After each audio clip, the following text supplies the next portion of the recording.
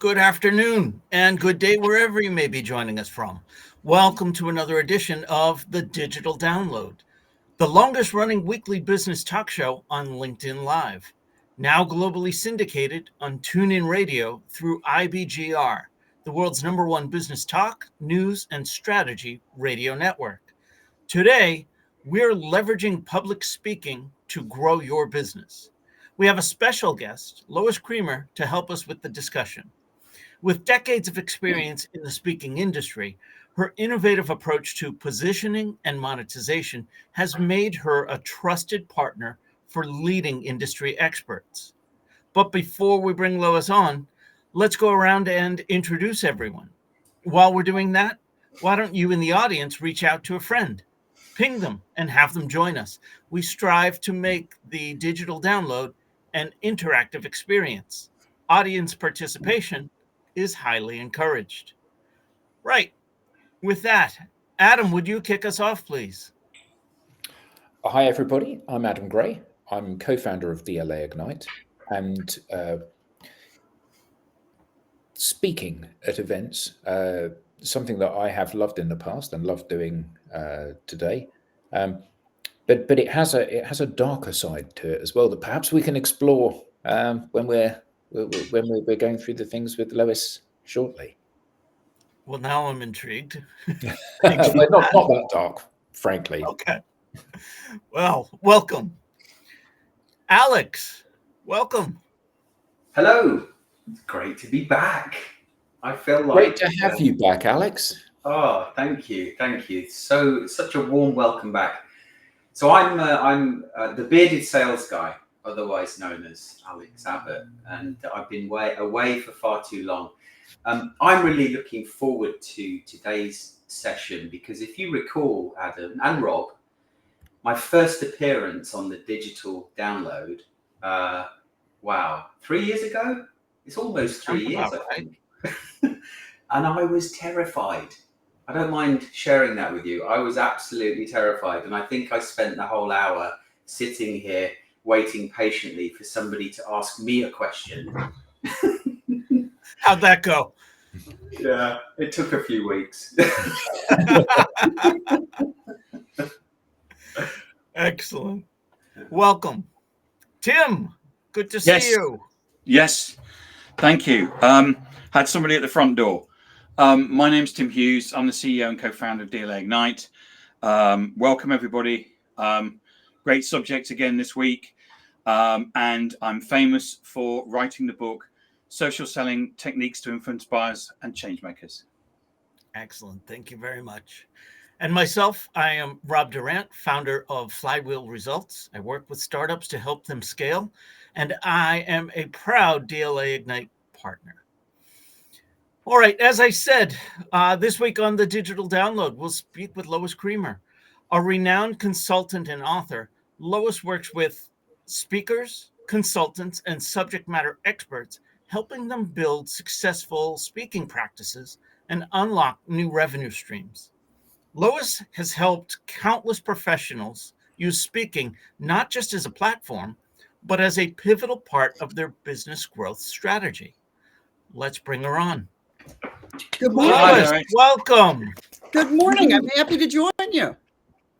Oh, fantastic. So glad to have you here. Thank you. Lois, there's a rumor going around that you've got a book coming out. Is that right? I can't imagine how you heard that. Probably from me. Well, I just thought I'd get it in early. Thank you. Do you have one by? Do you have one by hand? You know, just. It just by coincidence I did. Oh wow! Wow! Congratulations. Where can we get one? Thank you. Well, actually, you can't get one right now. It's not coming out. It's coming out. I want one even more now. That's right. October 7th. It's the second edition of my original book, Make Money Speaking. This one is called Make More Money Speaking. And I didn't use AI to create that title, by the way. We're waving to Andrew, by the way, Lois. I know you don't come here often. So we always wave to Andrew. And Andrew sits at his desk and waves back that we can't see. Sounds good to me. It's a long ongoing joke. Tradition. Yeah. Yes. Lois, that's fantastic. Let's start by having you tell us a little bit more about you, your background, and what led you to where you are today. Well, I am here by total accident. It was never a plan, which is the way life happens for many of us. I worked in corporate sales and marketing for a number of years when I came out of college here in the States, and really liked it, got a lot of great experience, and then left corporate to raise my daughter for a number of years. Then threatened to go back to work. My husband would say, I threatened to go back. And a college friend said, I'm having a professional speaker who lives here in St. Louis call you. He's looking for somebody to run his business. And I told him, maybe you're ready to get back in the job market. And I remember telling her, well, I wish you hadn't, but okay. So he called me and we had a conversation. Wonderful, smart, brilliant speaker named Shep Hyken, Speaker Hall of Famer here in the United States with National Speakers Association, well known all around the world, quite frankly, in all the professional speaking associations. And Shep and I had a great partnership for a number of years. I ran his business, and that's how I learned the business. And the National Speakers Association asked me to start doing some breakouts at their conventions for speakers on how to sell themselves. And that's how this all started. And I wondered if there could be a business in this for me. So a little over 20 years ago, I decided, I think I'll give this a shot. I think I'll give this a try and see if there's a demand for it. And lo and behold, here I am today. And I can't tell you how surprised I am. Because, listen, I remember showing up. There was a mastermind group of very successful speakers in St. Louis. Right out of the gate, they invited me in, which I was totally shocked. And I remember going to my first mastermind meeting with these brilliant folks and telling them, I've been in business, what time is it? Since noon, and I don't even know what to charge. And one of them said, well, I think, this was 1998. They said, I think you ought to charge $50 an hour. And I said, $50 an hour? I'd have to have pantyhose over my face and a gun in my hand. $50 an hour. So I left that meeting. I emailed everybody I had met in NSA, and Shep was wonderful to me. Lo and behold, nobody balked. 6 weeks later, I went to my next mastermind meeting with these incredibly talented folks. And I said, I can't believe it, but nobody balked. And the same gentleman said, well, good, because now your fee is $75 an hour when you walk out this door. And so that's kind of how I was able to start my business, by getting some great people around me in the beginning and learning the business from somebody who was very, very smart in it. Excellent. Nice. Love that. So let's start with the foundational question. How can public speaking be leveraged to promote a business? Can this work for any business? Well, I think it can work for most businesses. You could pick one that I might think it might not work for, but I really started my business based on my sense, being around a lot of professional speakers, that most speakers really sucked when answering the question, what do you do? Most answered by giving a vehicle that they use in a topic. So I speak on sales, I speak on leadership, I speak on. And I thought that's not a very compelling way to describe what you do. So I worked with other businesses too, small businesses, mostly around St. Louis, and helping them position what they would say in reply to that question. That's really how I started.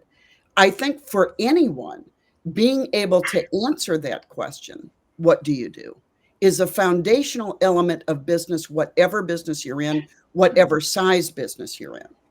And being able to answer that to open the door to a conversation, to me, is the key. And that's really how I developed what I call a positioning statement, a concept and outcome statement of working with you for speakers. So, for example, if you ask me what I do, I could say I'm a consultant in the speaking industry, which really doesn't say much. Or I could say I work with speakers who want to book more business, make more money, and monetize their message, which says a lot more. It gives you some of the outcomes that I say I deliver. And I spoke on sales to some corporate sales teams for a while under the banner Fast Forward Selling. And my positioning statement for that, very simple, very simple. I work with organizations that want to fast forward their selling skills so they'll be better at what they do. So it's just kind of a different approach. But I think any business has to be able to answer that question to get any opportunity to do anything. I want to get your opinion on this. I teach marketing to college students, and one of the things that we touch on briefly is the elevator pitch or career prep. Yes. And so often they are asked, what do you do? And what I teach them is when somebody is asking you, what do you do? What they're really asking is the unsaid. What do you do for me? Does that align with what you're saying there in the positioning statement? Well, it does, Rob, because if I always say this will be the best way to answer your question, I think, Rob. I always say this. If I say a positioning statement, let's say I give my positioning statement. I work with speakers who want to book more business, make more money, and monetize their message. I'm going to typically get one of three responses. Tell me more about that. How do you do that? Then I'm going to talk about the vehicles that I use. Thanks for asking. I do it through speaking, writing, membership groups, courses, consulting, any number of ways, however you put it out in the marketplace. Or the third is, how nice for you. When somebody says, how nice for you, it means we aren't speaking to them. It's not resonating with them, which I say is a good thing. We're all in sales. I want to know if this resonates or not. I need to be a good steward of my time, and I want to honor your time. So if you have no interest in what I do, I think it's good for us both to know that. Absolutely. We have a comment from the audience. Let's see. Bob Britton says, you can amp that up even more by saying, do you speak?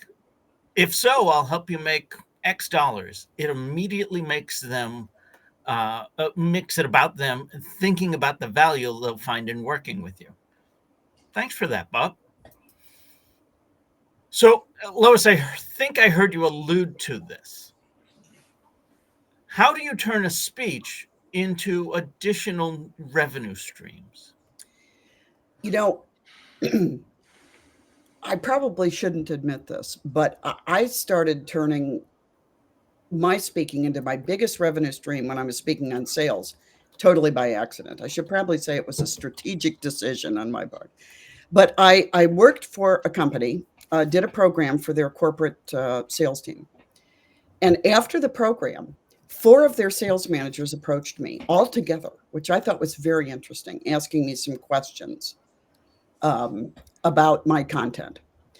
And when I came home, I always do what I call a follow-up thank you call to whoever hired me or brought me in to speak.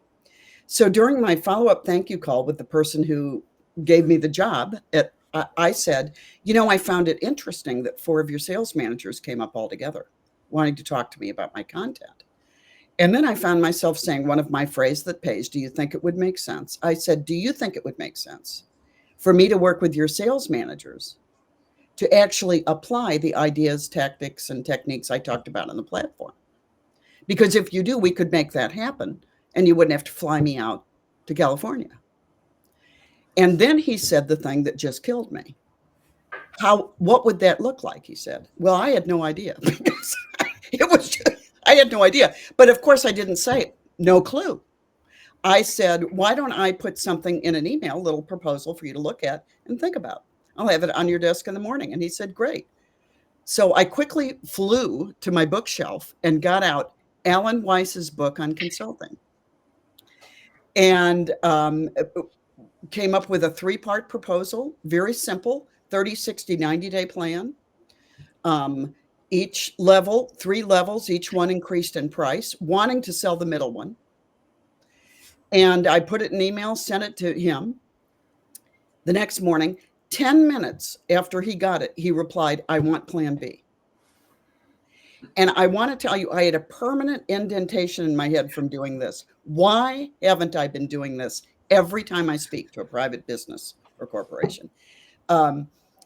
It was fascinating to me. It's kind of like saying, how can I take a next step with a client after the speech and become more of a resource than just a speaker at an event?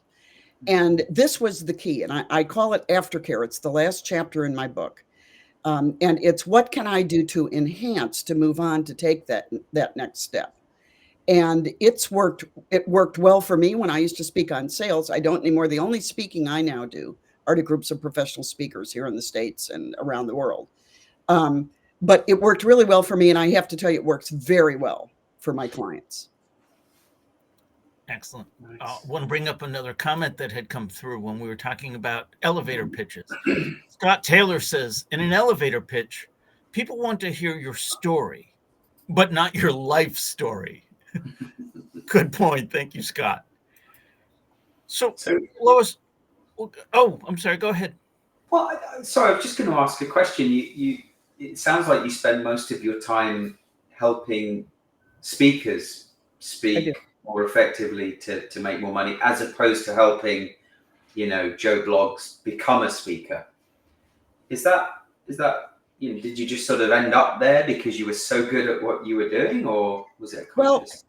Well, I just do a little piece in the speaking industry. I don't tell people what their expertise is. They've got to know that to work with me. I don't write speeches. I don't give people presentation skills. When you have all of those things, you come to me if you want to monetize it.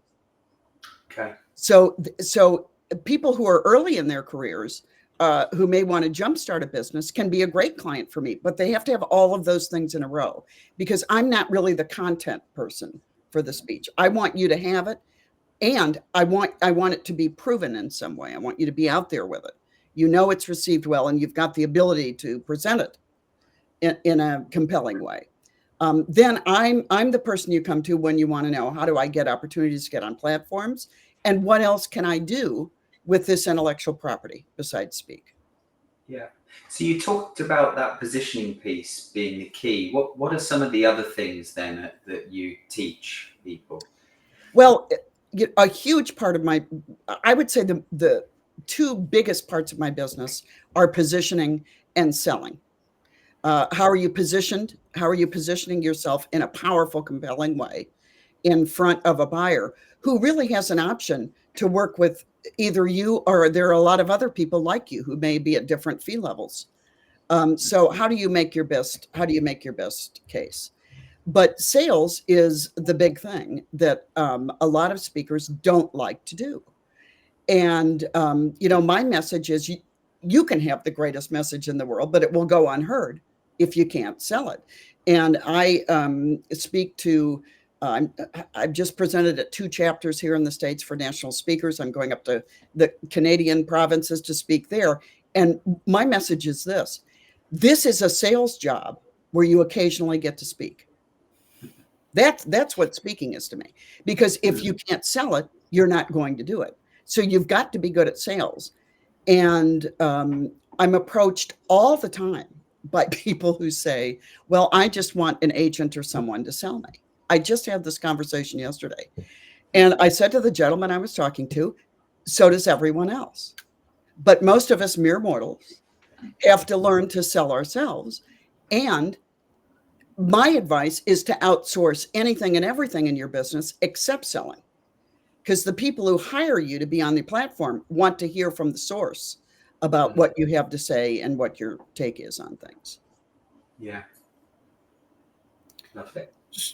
So how do you identify the right speaking engagements that will have the greatest impact on your business? Well, I'm a believer in kind of a disciplined approach, Rob. I tell my clients that I think it's a good idea to think about target marketing early on in your business. And this can be counterintuitive, quite frankly, to a lot of people who think if I cast a wider net, I'll get more interest. But the opposite is really true. The more specific you are and where you would apply that expertise, the more interesting you are to buyers. And so I talk to people and about what their experience has been. However, I worked for a little mom and pop in the United States. Maybe you've heard of it, United States Steel Corporation. It's currently, Japan wants to buy it right now. There's a big, but when I worked there, it was a Fortune 10 company. And this wasn't in the 1800s. It wasn't that long ago. But I knew that I didn't want to speak in the manufacturing sector after having worked in there corporate in a number of years. I spoke for free when I was doing my sales programs. I spoke anywhere and everywhere people were gathered, and they would even have me. I mean, if there were 3 people at a bus stop, I wanted to pull over. Because I recognized that the key to getting quick traction would be in testimonials. Testimonials, I say, are the economic capital of a speaking practice. They say to others that you can do what you say you can do. And so I spent a lot of time doing free presentations around St. Louis, where I live. In fact, I say I spoke at every chamber of commerce, probably within 200 miles of here. And I got some early business, which was interesting, from a bank. And I spoke to the bank, and they liked my program. And they said, well, we have other branches. We'd like to bring them all together. And I said, well, that sounds good to me. So they did. And I decided not to tell that market that my only experience in the financial services industry was that I had a checking account and a savings account. That might make them a little nervous. But I kept getting some opportunities. So I started thinking, my material resonates here. My selling services seems to really be a great sweet spot for me. So I looked for banks, credit unions, mortgage houses, insurance companies. And each time I worked for a bank, credit union, mortgage house, or insurance company, the next one was interested in me. So I think that target marketing is the quickest way to get success. And it also gives you direction. I work with people all the time who jump into speaking and they say, you know, I have been reaching out and I'm getting no traction whatsoever. And the problem becomes this: when everyone is your market, who in the hell do you reach out to? Inevitably, when I do a program for a National Speakers Association, I just did one in Tampa right before the hurricane. I was happy to get out. Gentleman approached me and he said, I'm newer. I've got a great program in customer service. I've got a customer service background. I said, great. Where do you think that would really resonate? He said, anyone who wants a real culture of service will love this program. So I said, let's go call everybody and see if they're interested. And the problem is that when everybody's your market, you sit at your desk and you don't know where to go because it's too overwhelming. When you pick a target market, when you pick a lane, you have an idea of where to go. And it doesn't mean that you can't speak in other markets. I mean, some speaker bureaus in the United States booked me when I was doing sales programs. I remember them calling saying, we've got a gig we want you to do for the International Association of Flag Manufacturers. And I thought, well, isn't that interesting? And I said, I'd like to talk to them to make sure I'm a fit. And I was a fit. But after that event, and they were happy, I didn't come back here to my office and say, okay, who else in the flag manufacturing industry should I be looking out for? I went back to financial services. But so it doesn't preclude you from working in other industries, but it just gives direction as I'm looking to chart my own course, because no one's going to think as much about my business and my busyness as I am. No bureau, no agent is going to. Couple of contrarian ideas there I want to pick apart, but first we have a comment from the audience.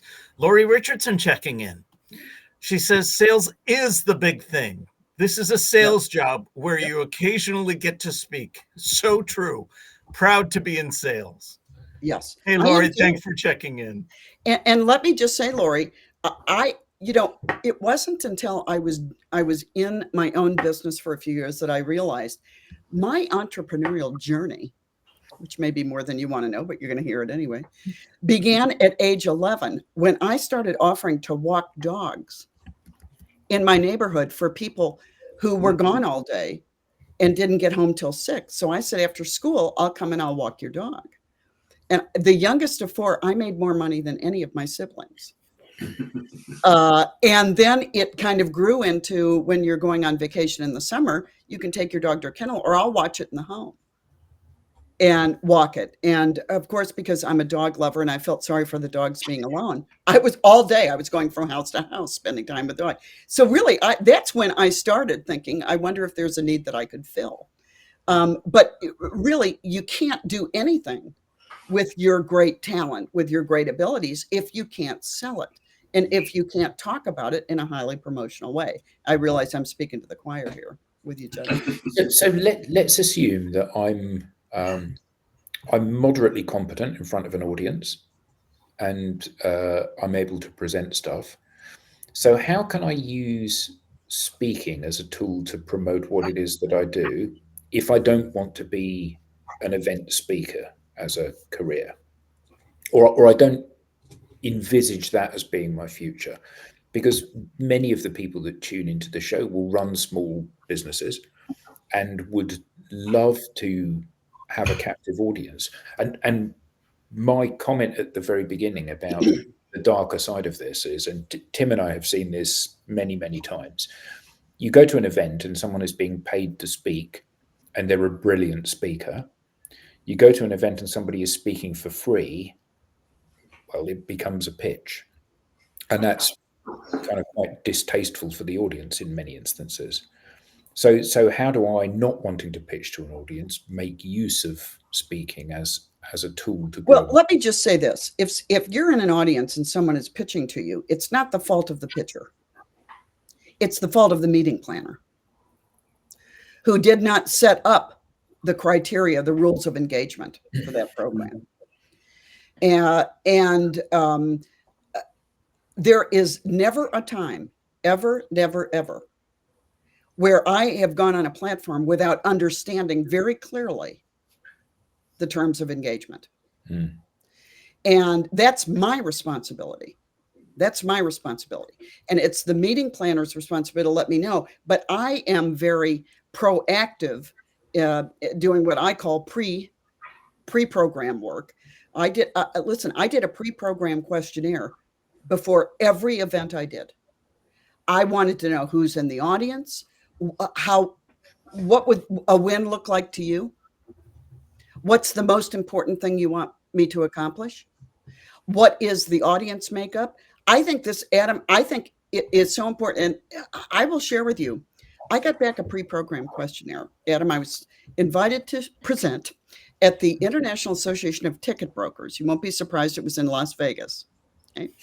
And on the pre-program questionnaire, it said, your audience will be primarily men. I was doing a breakout, about 300 people,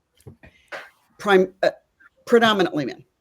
So I always like to go down early. I like to ask people, why are you here? What did you come here wanting to know? Because if it's something I can add, I'll add it.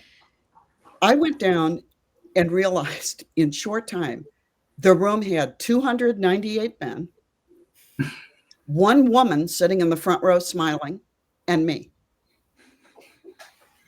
And that is predominantly men, isn't it? Predominantly men, Adam. But totally, very clear, wasn't it? I realized early on, and by the way, I was introduced and was met with a smattering of applause.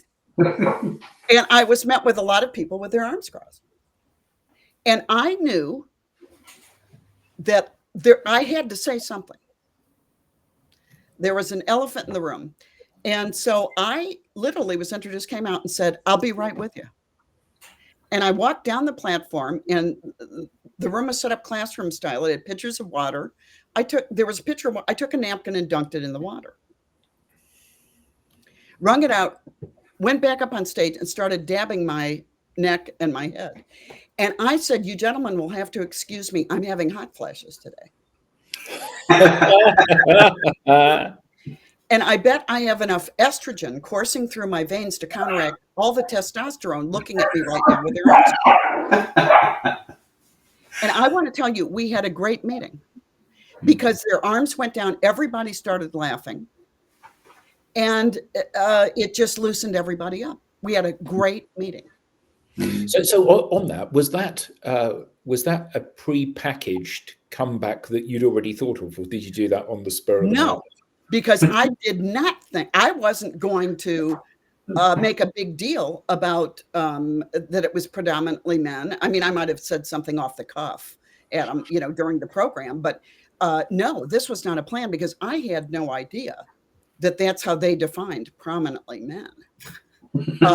But when I was introduced, the one woman in the front row was really happy. But I mean, I could the energy in the room was not with me because I knew that all of the men sitting there, and I'm not criticizing anyone, but they were thinking, what is she going to have to tell me? That's what was going on in the room. So I knew I had to do something to counteract that in order to be really effective. And I had an association management group here in the States that sent me to a lot of the associations that they represented. And he was sitting in the room. So I really wanted him to be happy. And so I knew I had to do something. And I really just thought of it. And I have to tell you, the room was really warm. I wasn't really having hot flashes, but the room was really warm at the time. And I thought, this doing something humorous might put some defenses down. And it really did. I think it was a better program because I acknowledged that. And I think people, there's nothing more disarming than humor.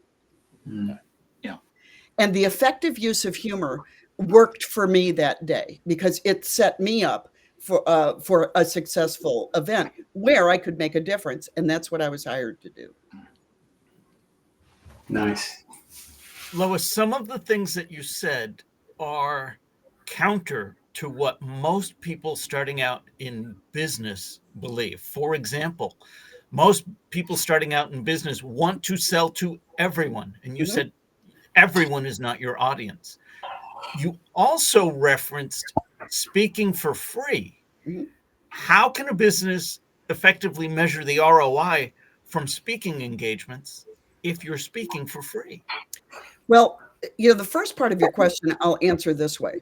I think of speaking and consulting as intellectual property business. That I tell speakers, that's the business you're in. You're in the intellectual property business. And I think selling intellectual properties is a little bit different than selling other things. For example, free speaking, Rob, I think we have to give away a lot in the intellectual property business to get paid to do what we do. And, going back to something that Adam asked me, and you're asking me now, Rob, about free. When I speak to the National Speakers Association, Professional Speakers Association in Europe and around the world, I'm going up to Canada in a couple of weeks to speak there. They don't pay me a fee. They don't pay me a fee. They pay all my expenses and they have to treat me like a queen. But they don't pay me a fee. Now, so is that dumb? To me, I call that marketing. I am standing in front of my highly defined target market, giving a program. And my sense has been, and this has worked for me for 20 years, if I'm in front of a target market and they like what I have to say, when they might need some help in their speaking practice, their intellectual property business, I think they'll give me a call and at least give me a chance for business. And that's what's worked really well for me. Now, I'm not against being paid. I used to be paid when I did sales programs, but this is the key. When you're starting out, the most important thing, even more important than money, is the experience and the testimonials, the people objectively saying, she came and she gave us some great strategies on sales. She is definitely worth your time. And let me tell you, I put every testimonial I got up on my website. I didn't say waived my fee for this.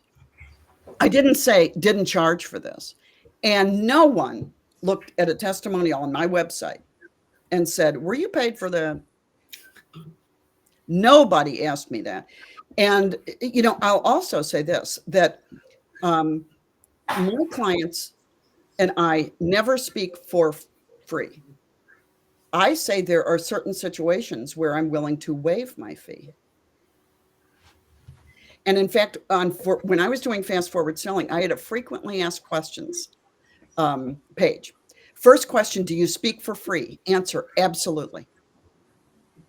I look for 8 to 10 opportunities a year where I'm willing to waive my fee in consideration of value. If you'd like to apply to be one of them, let me know and I'll send you some information. So I was very choosy, and my clients are very choosy. I waived my fee, for example, for some big association meetings where everybody in the audience was a buyer, and the fee that they would have paid me to present there was chump change compared to how I was able to leverage it for everybody in the audience who went back to their individual business and said, she had a great message, we ought to bring her in. I looked at it like a giant showcase. So I think you just need to be smart, as we do in all of our business decisions, as you all do every day. So what is the consideration? Sometimes it's if they don't, everything's a negotiation now in the speaking industry. So it's negotiating for what you can get. Do they have money? And then can I bridge that gap with value? And I'm the one who gets to decide what the value is. And I can always say, you know what? It would be unfair to my clients who pay me my fee to take this engagement. I can always say that. But it's always an individual decision, and value can be very subjective. And it may be, what do you need in your business right now that this company can help you get? Introductions, referrals, bringing you back again at full fee within a calendar year. Are they having the meeting professionally videotaped? Can you get the master footage and use it as you might want to promote yourself?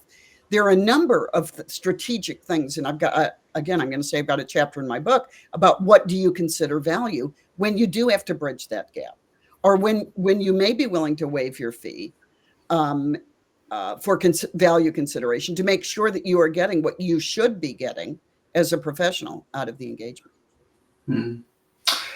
Adam, I mean, this is brilliant, and I just love the confidence, and I love the approach. I'm definitely going to rewatch this again afterwards. Adam, at the beginning, you were talking about sort of the dark side of speaking. I don't know if that was a little bit tongue in cheek, or it was that comment about turning it into a pitch, and I think you're absolutely right, Lois. If you are if you're booking people for an event, you need to be very clear about what the expectation is, whether or not you're paying a fee or not. However, I've still been the victim of many sales, and I use the word advisedly, the victim of many sales pitches when I turned up to hear somebody speak. Because the fact that you're not being paid to speak, that's not my problem. I'm in the audience. Absolutely right. I'm here to be educated and entertained. And actually, if this is, so let me tell you a little bit about our business and where we've come from and I'm not interested. I'd rather go and spend the time in the bar, frankly. And I think that has made a very noticeable dichotomy at speaking events. Well, now that's a business. That is a way of doing business in professional speaking, is speak to sell. I think the problem becomes when the audience doesn't know this, and they show up thinking, and again, I'm going to blame the meeting professional who put this together. Then they show up. Listen, Adam, I will never forget. I went to hear somebody. I'm not going to say his name, but he's very well known. He had a rally here in St. Louis, and several speaker friends and I went. Is he the very tall guy? I'm not going to say any names. And we heard him speak, and he segued into selling vitamins. And I remember I was so appalled. I said, well, to my friends, I said, I'm out of here. This is, it's not like here's a book, If you like what I have to say, you can read more about me, or vitamins. And so I did not understand that that was going to be part of it. And it bothered me enough that I actually left. Some of my friends stayed, a couple left with me. But there's nothing wrong with that model, business model. What is wrong is when it's a surprise to the audience. Yeah, and actually, and because I'm not in the speaking industry, we're only on the very periphery of it, I'm happy to say this, but I went to a Tony Robbins event at a big thing, and it was exactly that. He had the 5,000 people in the room. He had the meeting out of his hand, and then it segued perfectly from, and you need to think about this, and you need to have a dream, and you need to do this. And if you want to come and learn more about this, we have a special event which is coming up in a month's time, and it's only $5,000 if you book it now. Who would like to come? And I felt dirty as a result of that. How he segued from the give into a take. And that was very different to the experience I had when I saw Brian Tracy speak, who was just lovely. He was up for a whole day sharing 50 years of experience with the audience. And the sale from him was implicit rather than explicit. And that was what was so nice about that, and a big contrast between the two. Well, when I'm speaking to groups of professional speakers, I'm not going to stop and say, hey, I've got these great packages, but I mean, this is how I make my living. Because my sense is this, and especially at this point, I was blonde when I started, folks. So I've been doing this a while. My sense is this: if people like what I have to say, they're going to be drawn to find out more about me. If they have a need for what I offer, and I'm going to hear from them. And this has been my experience. So I don't sell from the platform. I don't like it. I'm not saying there's anything wrong with it for people who do it. I'm not comfortable with it. So I have my own way of approaching this, and it's worked really well for me. But I don't tell people that they shouldn't do certain things. I'm just saying what my comfort level is. And really, I've approached sales all of my life this way. I always tell people my sales style, and I know I'm speaking to sales guys here, has never been, so what would it take to put you in this car today? That is just not me. My sales style is, so at this point, do you think it would make sense for me to work with your people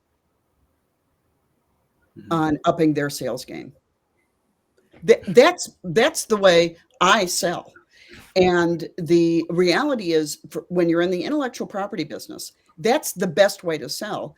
Relationships rule in business, in every business. They rule in speaking. But the value of being able to do to sell intellectual properties in more of a softer sale, to kind of nudge people along. I'm always telling people, my clients, all I'm trying to do is ascertain, am I a fit for what you need to accomplish? And if I'm not, can I give you a referral to somebody who is? And then when I may be, I bet you're going to think of me. Mm-hmm. So when you say, we have a question from the audience I want to bring up. Andrew Slesser asks, is the key lesson to public speaking to express your passion for the topic that engages the audience and leaves them wanting more? It depends upon what you're hired to do. I think it's never a negative thing to leave people with more interest than they walked in the door with. But if you're there to answer specific critical questions, then I want to know that going in so that I can accomplish what the person who has hired me wants to accomplish. This is the absolute key thing about speaking to me, is when you're talking with someone about a speaking opportunity, when I'm being hired, I want to know, what is it that you want to accomplish, and what will it look like if I'm successful to you? Not what would it look like to me. What would it look like to you, to the person who's writing me a check? And I think that these are the things that we have to cover before an event. To me, it's part of the sales process, ascertaining fit. Alex, you were asking? Well, just taking a step back, you were talking about speaking to sell. And in my mind, I was thinking, well, okay, great, but how do you do that? Aren't we speaking to educate and then people buy from you? The answer is yes. Yeah. Okay. But in a speak to sell, it's education and sales. So they're giving you an opportunity. They're asking you to educate, but they're giving you an opportunity in lieu of getting a check to promote what you want to promote. So it's a mix. So you would, yeah. Sorry. Yeah, it's a mix. So you would, that question you said earlier that actually I'm going to write down in a minute. So at this point, is it about time I should be working with your team? Something along those lines. Do you do that in your speaking gig to the audience? No, never. No. I never did, but I didn't do speak to sell. That was not part of my business plan. It's part of business plan for a lot of people who are very good at it. That was not something that I chose to do. So that was what I would say to get the gig, or afterwards to convert it into what I called aftercare. How can I take a next step with my customer to help reinforce and implement some of the ideas that I talked about. And not everybody says yes on this stuff. People can say no. I will say that when I would ask a decision maker after a program, do you think it would make sense for me to work with your sales managers, it was always sales team, to implement these ideas? If they said no, I think they sounded stupid. Now, it's not like I'm trying to make people sound stupid. I'm just trying to make them think. Yeah. Before they say a no. It may be a no for whatever reason. We don't like you. We don't, we don't have the budget for it. It could be a no for any reason. But I want people to think about it, because I want people to be thinking, really, okay, we just spent several $1,000s to bring you in, but no, we're not interested in implementing it. That checks. Caesar asks, Caesar Elaine Tara. Oh, I apologize, Caesar, but I try. How can AI leverage the way you strategize public speaking and use the tools necessary to education and fit within a model's organization to build value and create impact for further future referrals to attain sustainability in a global complex environment? Well, if I even understood that question, let me just say what my understanding of what you're asking is, friend. And AI has changed the game for people in intellectual property businesses, and in speaking is what I'll talk about because that's my area. It has added an incredible ability for us. I remember when I was doing sales in financial services, and I told you my experience was I had a checking account, which wouldn't have given people a lot of confidence bringing me in necessarily. So I read every industry periodical, every newsletter, every article.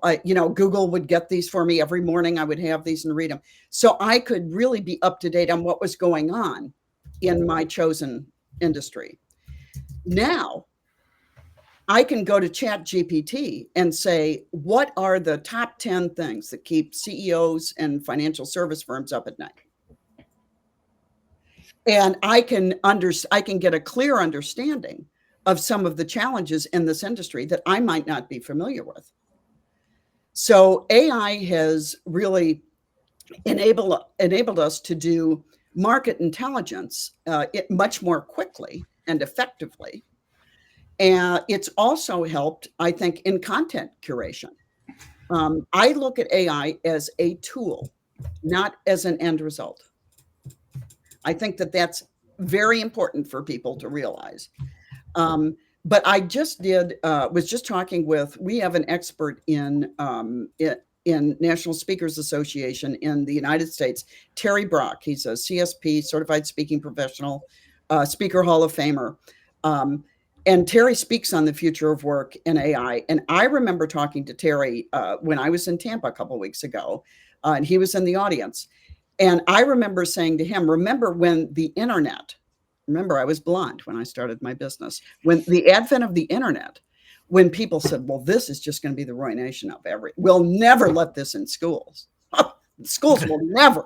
Well, it's the same kind of thing with AI right now. We are just at the dawn of the day. I think that learning these tools, I use right now, I use Chat GPT, I use Perplexity, I use a program called Opus for clips, doing clips that I used to pay people to take clips out of speeches that I did and put online. Now I can go into Opus AI and say, give me clips under a minute from this program. Click a button there in front of me, and then it says, where would you like this placed? And it lists all the social media channels. So it enables us to be very productive. Now we have AI that reasons with us. I have conversations now with ChatGPT. Yeah. And so this, I think that this is going to be very, very exciting. I think the problem is going to be when people start using it as the end result of everything. Use it for all of your writing. These things are not going to go well if you do. Plus, I think that when you're in intellectual property business, if you read a book that I've written and it doesn't sound like I've sounded in our time together today, there's going to be a very big disconnect. I have always come with an opinion. I have a lot of experience in this industry. I don't know much about a lot of things. This industry, I know a hell of a lot about. So I come with a point of view. I can be a contrarian, some people might say. No, surely not. And if my writing doesn't sound like that, it's going to turn people off. So you have to be very careful how you use it. But I think it's going to be, we're just at the beginning of the wonderful things it can do for us. Yeah, it's true. Absolutely.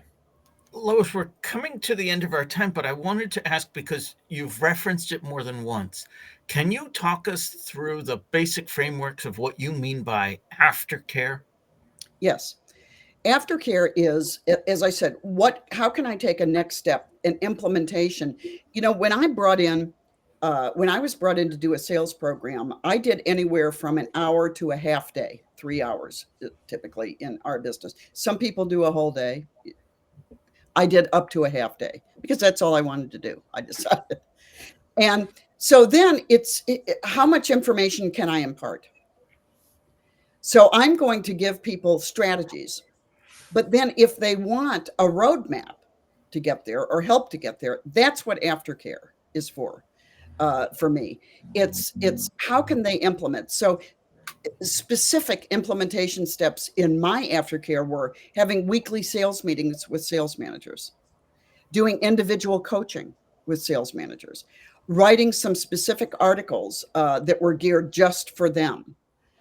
It might be situational responsiveness. They can email me at any time with a concern. I had one who bought the highest price option, which is the one I really didn't want to sell, but I charged more for it. So if they did, I could buy a lot of aspirin with the money that they paid me when they gave me a headache. But they could call me if they had a question, and I would get back to them. And I always took that very seriously, responsiveness. I think that's, incredibly important. So aftercare can be anything. It can also be, I have a course and I'm going to allow your employees to access it for the next 60 days. Aftercare can even be, now speakers are being videotaped everywhere. Aftercare can be, I used to always give my clients who were videotaping me a certain free period of time to use that tape for people who couldn't be there at the presentation or people who might want to watch it again. So I might say, I'll give you 30 days access to this video. At the end of 30 days, I'll offer you an opportunity to license extended use of it. And if they wanted to, great. If they didn't want to, then typically it's on their server. I would say, please remove it from your server. I'd put that in writing. And I was just asked in a program I did the other day, well, how do you know they removed it from their server? And I said, well, I can hire a lawyer and sue them over my little fee. Probably not. Wouldn't make sense. Or I could get a black turtleneck, a black cap, and a mask, sneak in at night into the company, try and find their server and remove it. Or I can say, please remove it. And if they don't, I consider it marketing and I'm never going to give it another thought. And so these are all the ways. I'm always looking for how can speakers monetize their message after the event, because it is not practical anymore to have a business, a speaking business, where all you do is get on planes, speak, come home, get on the next plane, speak. It's just too difficult now. And we know now more than ever that people like to learn in many ways. So let's offer a number of ways that people can tap into our expertise. That's what Aftercare is. Lois, this has been great. Can you tell us one more time about the book? Love talking about the book. It's Have you going got to a be book, out. Lewis? It's going to You be should have out. said. You I should, know. you've not mentioned yet. This is the original. Notice how much they look alike. The new book has new information on licensing and AI and virtual presentations and how to roll these. I redid it because my first edition didn't have the word virtual in it. So I decided I needed to rewrite it. But it's all about how to book more business, make more money, and monetize your expertise. That's really what it's about. It's a very niche book. I will tell you, when I first wrote it, somebody said, well, how do you think it will do? And I said, well, I think it's going to sell in the tens. And they said, of thousands? I said, no, the tens. And that's if my family buys it. It's so niche, but it's done incredibly well for me. I'm amazed. And so that's why I decided it was definitely worth going back and doing a second edition. I'm very excited about it. It'll be out next week. Where can you buy it? You can buy it at Amazon. Okay. And where can people learn more about you? How can they get in touch with you? Well, my company is Book More Business, and my website is bookmorebusiness.com. And so feel free to reach out, Lois at bookmorebusiness.com. My contact information is all on there. If I can ever help anybody, I've got a number of resources on there that you might find helpful. Feel free to reach out there. Excellent. Brilliant. We now have a newsletter. Don't miss an episode. Get show highlights, beyond the show insights, and reminders of upcoming episodes. You can scan the QR code on screen or visit us at digitaldownload.live/newsletter. On behalf of our panelists, to our guest Lois, to our very active audience, thank you all for being a part of the Larry. Digital Download. For next And one. we'll see you next time.